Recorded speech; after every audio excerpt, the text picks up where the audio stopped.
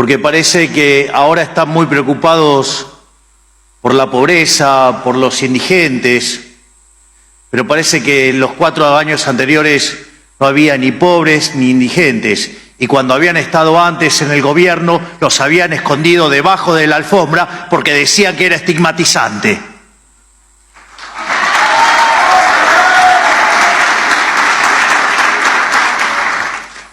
Por eso, si bien yo creía que había que dejar de tanto de hablar de la herencia o algo, lamentablemente la deshonestidad intelectual del kirchnerismo, digamos, y sus socios políticos nos obliga a tener que contar de vuelta de por qué lo que estamos haciendo en el resto del mundo se considera un milagro, mientras que acá empiezan a encontrar cosas que no había hasta hace 8 meses, como si el problema de la pobreza y la indigencia fuera un problema que se gesta en un solo día.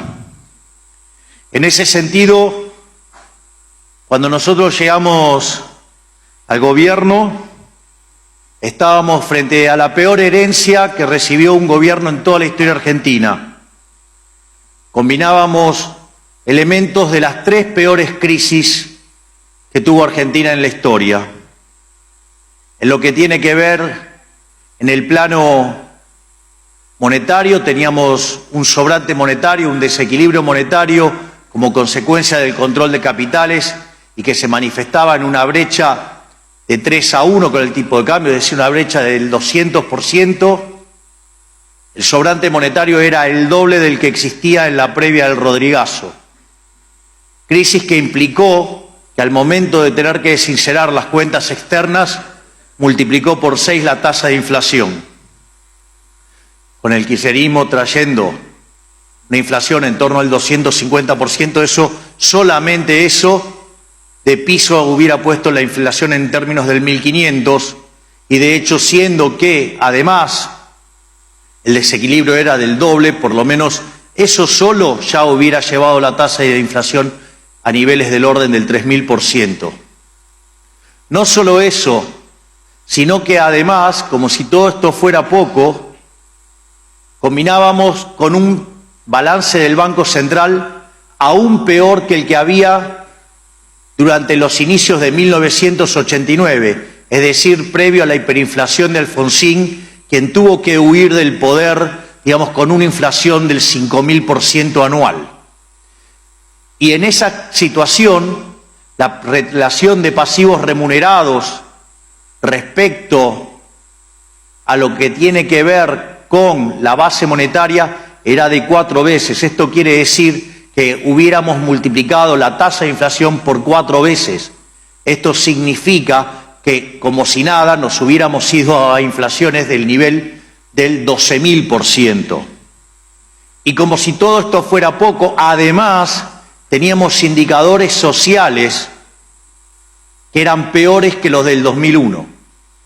Por lo tanto, estábamos frente a una verdadera catástrofe, verdaderamente frente a una situación social y una situación económica y financiera lamentable. A esta pintura se le agrega algunos elementos adicionales.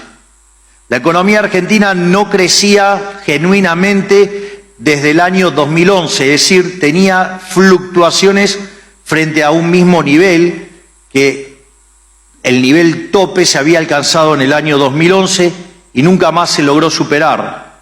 Eso implica que al momento de llegar al poder estábamos con un PBI per cápita entre 13 y 15% por debajo del nivel que se había observado en el año 2011. No solo eso, el empleo formal estaba clavado en 6 millones de personas, en 6 millones de puestos de trabajo, y ese número no se había movido.